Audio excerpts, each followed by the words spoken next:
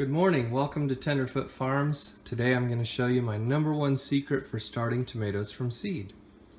This year I'm going to grow 3 different kinds of hybrid seeds from Johnny's Selected Seeds. Big Beef and Bolseno and New Girl. I'm also going to grow one of our favorites from the past, Tomato Riesentraube, from Baker Creek Heirloom Seeds. It's a cherry tomato that's just a little bit bigger than a normal cherry tomato. And I'm going to grow some seeds from TomatoFest.com. Boxcar Willie, good old-fashioned red, and an Amish paste tomato. TomatoFest.com is the best place to find the widest variety possible for tomato seeds. And Johnny's is the best place to find seeds that have been specially bred and selected for disease resistance and success both in the field and in the greenhouse. So today I'm going to show you my #1 trick for starting tomatoes from seed. So my trick involves a cookie sheet and, of course, good potting soil. I buy potting soil, doesn't really matter what kind, from the store, and then I put it on a cookie sheet and spread it out so that it's nice and even.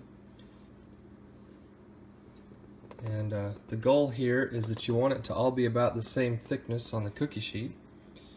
And the reason for this is that I don't trust starting mixes. I don't trust any kind of potting soil. And the reason for that is they tend to have fungus in them. And baby seeds get a fungus that's actually called damping off. And that fungus causes the tiny little seeds to die. They sprout, then they get weak right at the soil line, and then it kills them. And the very best way to solve that problem is to buy your seed starting mix, your potting soil, and put it in the oven at 250 or 275 for about an hour and sterilize the soil. And that makes sure that you don't have any fungus or other bacteria that's going to cause a problem with your very young baby seeds. They'll get exposed to plenty of funguses, many of which are good for them, after you put them out in the garden. But you want to make sure that they get healthy and strong before that happens. All nice and sterile. Perfect for putting tomato seeds in.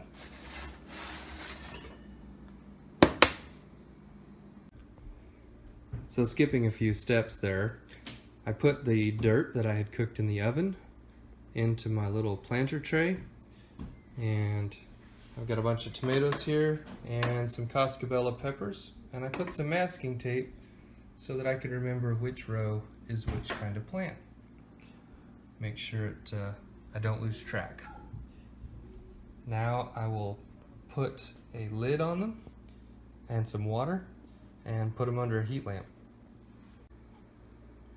One thing to know about plants, when you've put them in the dirt that you've cooked in the oven, that dirt that's been cooked doesn't like to get wet. It kind of resists water, so make sure you get a spray bottle and spray down the top of the water and help it get to where it's looking good and damp. It will absorb water then. I've also put water in the bottom of this tray, and that's it. Put a lid on top of it, put it under some lights, and let it grow. And there we are, sitting on a heating mat under a light bulb, waiting for seeds to germinate. Please subscribe to our videos, and we'll see you later.